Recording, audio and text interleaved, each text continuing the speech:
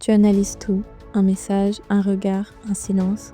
Tu relis les conversations, tu te poses 1000 questions, et plus tu réfléchis, et plus tu te perds. Et le pire, c'est que tu sais que tu penses trop, mais tu n'arrives pas à t'arrêter. Dans cette vidéo, je vais t'expliquer pourquoi ton cerveau fait ça en relation, et surtout ce que ça dit vraiment de toi. Salut à tous et bienvenue dans cette nouvelle vidéo. Je m'appelle Agnès et j'étudie la psychologie, et j'ai hâte de répondre à la question du jour, pourquoi je pense trop en relation? Déjà, il faut comprendre une chose, l'overthinking, ce n'est pas un défaut, c'est juste une manière pour ton cerveau de te protéger. Mais parfois, cette protection devient excessive. Le premier mécanisme dont je vais te parler, c'est l'hyperactivation du système d'attachement. Quand tu as un attachement anxieux, ton système émotionnel est toujours en alerte dans tes relations. En fait, ton cerveau a appris, et ça c'est souvent inconsciemment, que le lien avec une autre personne peut être incertain. Du coup, il développe une stratégie. Surveiller en permanence les signes de distance ou de rejet. Mais en fait, le problème c'est que cette surveillance devient excessive. Tu ne réagis pas seulement à ce qui est clairement négatif, mais aussi à ce qui est ambigu. Que ça soit un silence, un changement de ton, une discussion différente. Ton cerveau ne se dit pas « je n'ai pas assez d'informations », il se dit « attention, il y a danger potentiel ». En fait, il s'active un peu en boucle. Tu analyses, tu interprètes, tu anticipes et tu réanalyses. En fait, tu cherches à réduire l'incertitude émotionnelle pour te sentir en sécurité. Mais plus tu cherches, plus tu amplifies ton anxiété. Le deuxième mécanisme dont je vais te parler, c'est l'intolérance à l'incertitude. Une relation, par définition, contient énormément d'inconnus. Tu ne peux pas lire dans les pensées de l'autre, tu ne peux pas contrôler ses émotions, tu ne peux pas non plus prédire ses réactions. Et pour ton cerveau, qui a besoin de cette certitude, c'est complètement inconfortable. Donc en fait, il va mettre en place une sorte de stratégie. C'est combler les flous par des hypothèses. Mais tu te doutes bien que ces hypothèses, elles ne sont pas neutres. Et sont souvent biaisées vers le négatif. Parce que ton cerveau essaye d'anticiper les futures menaces. Donc au lieu de te dire « je ne sais pas », tu vas te dire « il s'éloigne », « il est plus comme avant ». Et ça donne une illusion de compréhension, alors qu'en fait, tu augmentes juste ton stress.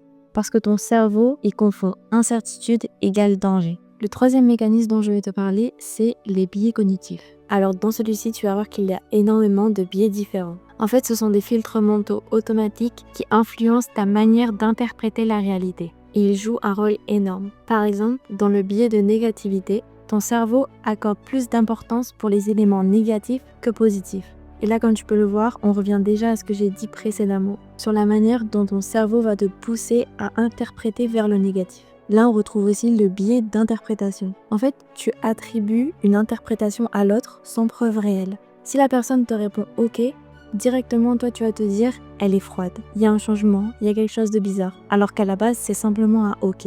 Ensuite, il y a la surgénéralisation. En fait, un événement isolé devient une règle globale. C'est-à-dire que si un jour il a été distant et qu'il le redevient, c'est que directement la relation change. Je vais te reprendre l'exemple du ok. Si par exemple une fois il t'a répondu ok parce qu'il était énervé, maintenant toutes les autres fois où tu vas entendre ce ok de sa part, tu vas te dire il est distant, il est énervé, il y a quelque chose qui ne va pas. Et tous ces biais-là, ils ne sont pas volontaires. Au contraire, ils sont automatiques. Et le problème, c'est qu'ils donnent à ta pensée une sorte de logique. Tu as l'impression de juste réfléchir alors que tu es en train de déformer la réalité. Le quatrième mécanisme dont je vais te parler, c'est la rumination mentale.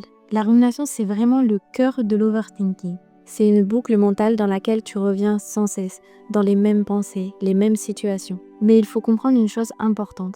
La rumination, elle n'est pas faite pour résoudre un problème. Elle est faite pour tenter de réguler une émotion. Quand tu ressens de l'angoisse, du doute, de l'insécurité, ton cerveau essaye de régler ça. Il pense que réfléchir encore plus va te trouver une solution. Du coup, tu analyses, tu reviens en arrière, mais comme la situation est trop incertaine, tu ne trouves pas de solution. Et c'est ça qui te fait rentrer dans un cercle vicieux, parce que la boucle ne se ferme jamais. Et au lieu d'apaiser ton émotion, ça l'intensifie. Tu te retrouves coincé entre vouloir comprendre et ne pas avoir assez d'informations. Et enfin, le dernier mécanisme dont je vais te parler, c'est le besoin de contrôle émotionnel. Le fait de trop réfléchir te donne l'impression de maîtriser. Tu te dis que si j'analyse bien et que je comprends tout, alors je ne souffrirai plus. Mais en réalité, ce que tu cherches à contrôler, ce n'est pas ta relation, c'est ton insécurité émotionnelle. Tu essayes d'anticiper chaque futur scénario, chaque future situation pour éviter de souffrir. Mais en amour, il y a une part d'imprévisible et ça, tu ne peux rien y faire. Et plus tu essayes de contrôler ce qui ne peut pas l'être, plus ton cerveau s'emballe, parce qu'il n'obtient jamais la certitude qu'il cherche. Je vais te donner maintenant une situation possible pour que tu puisses peut-être mieux comprendre, mieux t'identifier. Alors concrètement, voilà ce qui se passe. Tu lui envoies un message et il ne répond pas tout de suite. Au début, ça va, tu réfléchis pas trop, puis ton cerveau commence à s'activer. Pourquoi il me répond pas? Est-ce que j'ai fait quelque chose de mal? Qu'est-ce qu'il est en train de faire? Tu relis la conversation, tu analyses chaque mot, puis tu imagines des scénarios. Il s'éloigne de moi, il perd de l'intérêt. Ton stress monte, puis la personne répond, et là, tout redescend. Mais en fait, ce schéma-là, il est déjà installé en toi. Cette incertitude, ce moment de doute quand la personne ne répond pas tout de suite, il va revenir à chaque fois. Tu ne penses pas trop. Tu essaies de te rassurer dans un endroit où tu te sens en insécurité.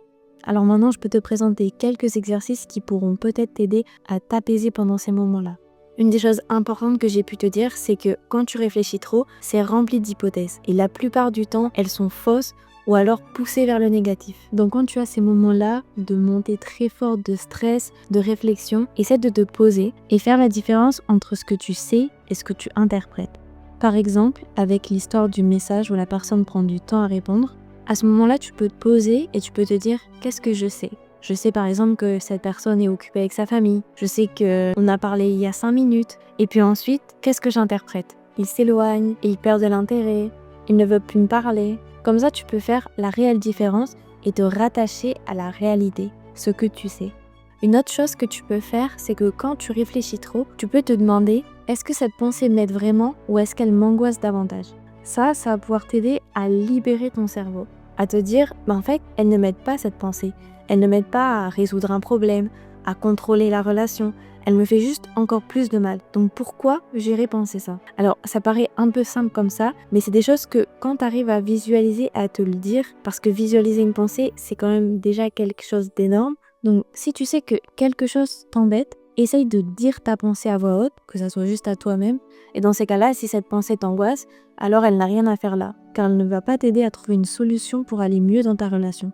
Quand je te dis ça, c'est comme je l'ai dit au début, c'est parce que ton cerveau pense trop pour essayer de trouver des solutions. Quand tu interprètes des choses, c'est souvent des choses un peu futures. Il est important que tu reviennes à la réalité, au moment présent. Des fois, ton cerveau, il va dire « et si ça se passait comme ça? Et s'il ne m'aimait plus ?» Et dans ces cas-là, ce n'est plus la réalité. Là, tu penses à un futur proche, éloigné, qui n'est même pas réel. Penser trop en relation, ce n'est pas être trop compliqué. C'est souvent le signe que quelque chose en toi cherche à se sentir en sécurité. Mais comprendre ça, c'est déjà commencer à apaiser ton esprit. Parce que tu n'as pas besoin de tout comprendre pour être en sécurité. Alors si tu t'es reconnu dans cette vidéo, n'hésite pas à t'abonner et j'espère qu'elle t'aura aidé. Tu peux aussi me laisser un petit commentaire pour qu'on puisse en discuter. En tout cas, je te souhaite une bonne journée et on se retrouve la prochaine fois pour une nouvelle vidéo.